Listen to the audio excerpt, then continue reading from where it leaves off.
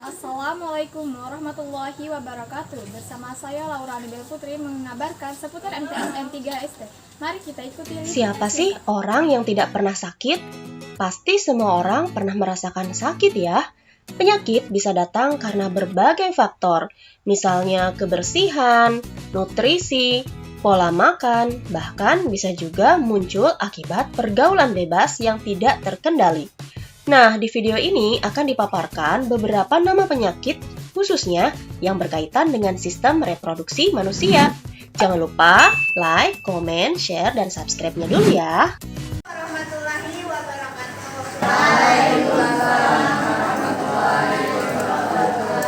Hari ini saya ingin menjelaskan tentang gangguan dan penyakit pada sistem reproduksi manusia.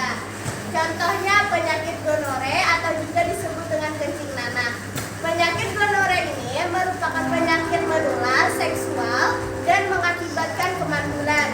Penyakit gonore atau kencing nanah ini diakibatkan adanya bakteri yang namanya Neisseria gonorrhoeae. Gejala penyakit gonore ini dengan adanya cairan kental berupa nanah keluar pada saluran urin dan timbulnya rasa sakit ketika kita buang air kecil. Dan mencegahnya dengan cara kita tidak berhubungan di luar nikah, hubungan seks di luar nikah. Jadi itu saja penjelasan dari saya. Semoga bermanfaat. Wassalamualaikum warahmatullahi wabarakatuh. Karena penjelasannya sudah lengkap, jadi tidak membantu pertanyaan silakan. Gonore disebabkan oleh bakteri juga. Nama bakterinya adalah Neisseria gonorrhoeae. Penyakit gonore pun termasuk ke dalam penyakit menular seksual akibat berganti-ganti pasangan sebelum menikah. Penyakit ini menyebabkan keluarnya cairan dari alat kelamin dan rasa nyeri ketika buang air kecil. Cairan yang keluar berupa nanah. Makanya, penyakit ini sering disebut kencing nanah.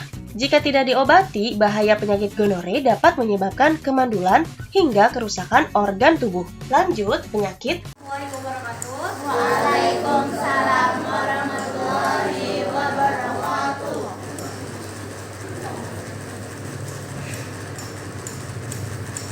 Kami pelajar IPA membahas tentang sistem reproduksi pada manusia. Penjelasan kali ini tentang penyakit AIDS yang disebabkan oleh virus HIV. Di sini ada definisi HIV dan AIDS, penyebabnya, cara penularannya, gejalanya, dan cara mencegahnya. HIV merupakan singkatan dari Human Immunodeficiency Virus. HIV adalah virus yang menyerang sistem imun atau sistem kekebalan tubuh sampai tidak berfungsi lagi. Sedangkan AIDS merupakan singkatan dari Acute Immunodeficiency Syndrome. AIDS merupakan kumpulan gejalanya yang disebabkan oleh virus HIV tadi. Cara penularan HIV bisa melalui sindrom.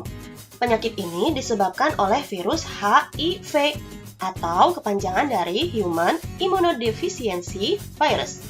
Virus ini tidak menyerang alat kelamin, tetapi menyerang sistem kekebalan tubuh atau sistem imun. Akibatnya, tubuh menjadi rentan terkena berbagai macam penyakit. Penyakit AIDS juga termasuk penyakit menular seksual. Penularannya tidak hanya karena hubungan seks bebas saja, tapi bisa juga diakibatkan penggunaan jarum suntik dan jarum tato yang sudah terinfeksi virus HIV. Atau bisa juga ditularkan dari ibu yang terinfeksi HIV kepada janinnya. Bisa juga sih dari transfusi darah. Karena virus ini menyerang sistem kekebalan tubuh yang mengalami penyakit AIDS, hanya saja menjadi rentan sakit. Jadi, perlu pemeriksaan khusus di laboratorium. Sampai saat ini masih belum ditemukan obat untuk menyembuhkan penyakit AIDS. Hanya ada Infeksi bakteri yang biasanya menyebar melalui kontak seksual dan dimulai dengan pusat atau sakit. Ini terjadi dalam beberapa tahap dan gejalanya bervariasi pada setiap tangan dan penularan melalui hubungan seks vaginal, anal, atau oral tanpa alat pengaman. istilah Raja Singa. Sifilis termasuk ke dalam penyakit menular seksual yang disebabkan oleh bakteri Treponema pallidum. Gejala penyakit ini diawali dengan munculnya luka atau bisul kecil tanpa rasa sakit pada alat kelamin. dubur, atau mulut.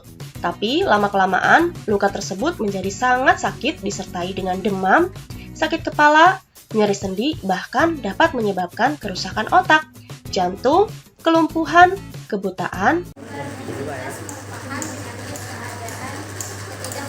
atau kemanduran yang dapat terjadi pada pria atau wanita. Pada pria, infertilitas terjadi karena adanya penyakit sumbatan pada saluran sperma atau kerusakan urin. Sedangkan pada wanita disebabkan oleh kelainan pada rahim, adanya tumor, adanya sumbatan pada saluran sperma. Menstruasi tidak terjadi karena obesitas. Sebenarnya sedikit alat. Infertilitas itu terjadinya pada usia Pria dan wanita. jadi keduanya lah. Ya, apa aja gambaran singkatnya? Bahasa kita dalam bahasa keseharian disebut gimana?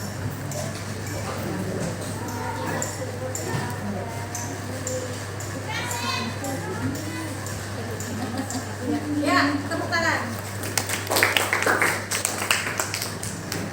Sifat general. Assalamualaikum warahmatullahi wabarakatuh. Di sini saya ingin menjelaskan tentang gangguan dan penyakit pada sistem reproduksi manusia.